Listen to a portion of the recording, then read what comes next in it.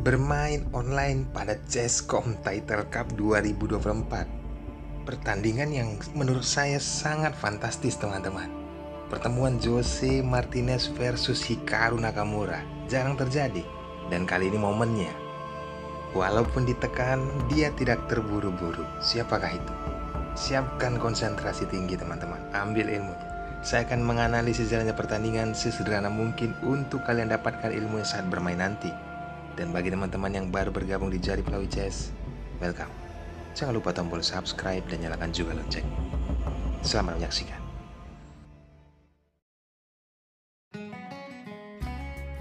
Jose Martinez, pemegang buah putih, memulai langkah pion ke E4.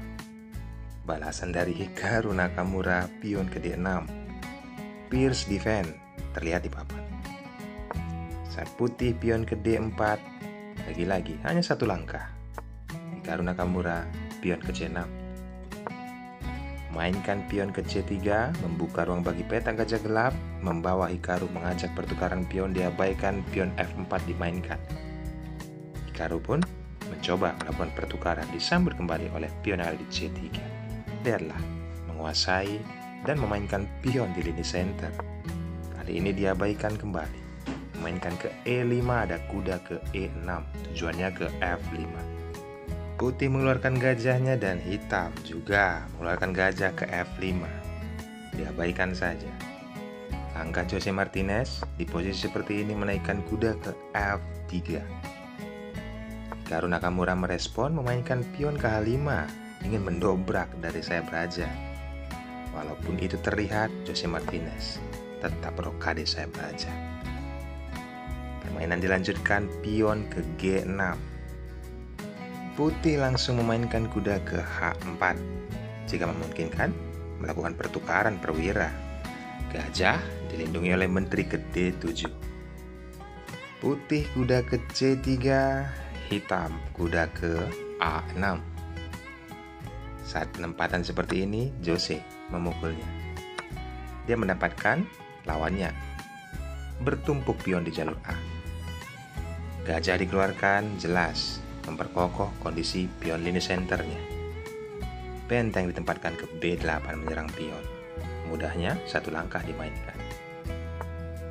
Gajah mundur ke E6, lalu menteri ke E2 menyerang pion. Ini diabaikan oleh Hikaru Nakamura. Karena apa? Dia mengancam kuda. Penyederhanaan perwira pun terjadi kembali setelah kuda pukul kuda disambut oleh gajah, membawa menteri langsung memukul pion yang ada di A6. Apa tujuan Hikaru Nakamura dengan posisi seperti ini? Yaps, teman-teman. Langkah berikutnya dia tetap mendobrak dari sayap raja, memainkan pion ke H4.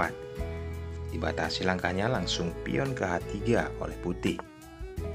Gajah berupaya mengancam kuda, dilindungi oleh benteng. Kembali di sini menteri diancam. Menteri mundur ke E2, tetap menjaga pion yang ada di G2 apabila hitam melakukan ataupun berkorban gajah. Gajah petak hitam menyerang posisi benteng, langsung bergeser ke D1. Dan lihat, teman-teman, malah Hikaru Nakamura rokade sayap raja. Pion H sudah berada di nomor 4 ataupun kotak 4. Itu jadi incaran Jose menempatkan gajah dan dilindungi oleh gajah kembali ke E7. Bagaimana kuda ke A4 tujuannya jelas ke C5, tidak mungkin dipukul oleh gajah karena tidak ada perlindungan pion H4-nya. Maka dari itu benteng mengancam posisi ataupun menempatkan posisinya ke B4, memantau pergerakan kuda. Setelah putih benteng ke C1, Hikaru Nakamura menaikkan rajanya ke G7, tujuannya bisa menempatkan benteng ke H8 melindungi pion H4. Kuda ke C5, menteri mundur. Tapi sebelumnya, teman-teman, kenapa tidak pukul kuda? Kita analisis. Jika hitam memukul kuda dengan gajah, maka benteng memukul gajah. Posisinya benteng akan bertumpuk di jalur C. Pion yang ada di H4 juga sangat repot untuk diatasi. Jika hitam melindunginya dengan benteng, ada menteri ke E1, sekaligus mengancam benteng. Dilanjutkan, pion melindungi benteng. Oke, memukul pion, mendapatkannya kembali. Maka untuk itu kita kembali. Hikaru Nakamura tidak memukul kuda dengan gajah, melainkan menurunkan menterinya ke D8. Barulah Jose Martinez naikkan benteng ke C3, berharap bisa bernumpuk nanti di jalur C bentengnya. Menteri ke A5 mengancam pion, dan ada juga ancaman pada benteng apabila bentengnya dibuka. Sudah terjadi double benteng di jalur C. Hitam benteng ke H8 melindungi pion. Kuda manuver ke A4, tujuannya jelas membuka ruang bagi benteng menyerang pion. Walaupun terlihat di sini ada gajah, langsung dilakukan oleh Hikaru Nakamura ke D7. Pengalihan serangan pun langsung dilakukan oleh Jose Martinez, memainkan pion ke F5, berupaya mendobrak ataupun memecah pertahanan Raja Hitam. Jika kalian berpikir kenapa, langsung pukul saja dengan pion. Kita analisis, jika ini terjadi, kuda akan ke C5 menyerang gajah. Yaps. Jika dipukul, pukul dengan benteng. Mengancam menteri mundur ke jalur C. Tetap akan mendapatkan pion kembali, teman-teman. Putih akan unggul di posisi seperti ini. Kita kembali dengan kondisi seperti ini, sudah kita analisis tidak dengan pion tetapi dengan gajah dipukul oleh Hikaru Nakamura. Baru benteng memukul pion. Hitam menarik bentengnya kembali ke B7. Balasan dari Jose, penempatan kuda ke C5 membawa arus pertukaran menteri. Karena Hikaru Nakamura mengancam benteng. Hal ini telah dilakukan tanpa menteri. Setelah benteng memukul menteri, putih menempatkan benteng ke C7, menyerang gajah, menyerang pion A7. Kembali di sini ada ancaman kepada benteng. Langsung digeser ke E1 mensupport pion E5 untuk ke depan. Ada hitam benteng ke A5 menekan pion A2, langsung memainkan pion ke E6. Yaps, benteng melindungi pion yang ada di F7. Barulah pion A4 dimainkan. Apa yang bisa diperbuat oleh Hikaru Nakamura? Menurunkan gajahnya ke D8 menyerang benteng. Benteng memukul pion. Terjadi pertukaran benteng, kembali dipukul oleh pion dan dimakan tentunya oleh raja. Sudah memasuki babak endgame, teman-teman. Apa yang bisa diperbuat oleh putih? Pause videonya, temukan langkahnya. Langkah ini brilian, simpel saja, tapi merubah keadaan.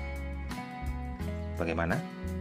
Yes, tepat sekali. Jika kalian berpikir pion ke B4, inilah yang dilakukan oleh Jose Martinez, mengancam benteng. Tidak ada pergerakan yang bisa dilakukan oleh bentengnya. Maka dari itu, pertukaran kualitas terjadi di papan. Setelah benteng memukul kuda, pion D4 lah yang memakannya. Ancaman promosi ke depan sangatlah berbahaya. Masih dicoba Hikaru Nakamura. Gajah F6, tujuannya ke C3, menyerang benteng dan pion. Simpelnya pion ke B5.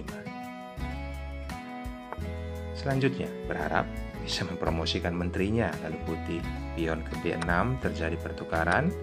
Pion A dan pion B siap untuk melenggang ke depan. Dihambat oleh gajah petak terang. Kali ini ada benteng ke D1 menyerang pion yang ada di D4. Bagaimana? Kondisi seperti ini, ya teman-teman, Hikaru Nakamura menyerah. Karena apa? Jikapun dilanjutkan sudah sangat sulit ya. Pertukaran perwira, ya menang perwira, menang kualitas maksud saya untuk putih. 100% putih akan menang. Ambil pelajaran penting ya teman-teman. Bagaimana seorang Jose Martinez tetap mempertahankan langkah posisional di awal dan mendobrak pada saat middle game menuju end game. Kondisinya berubah.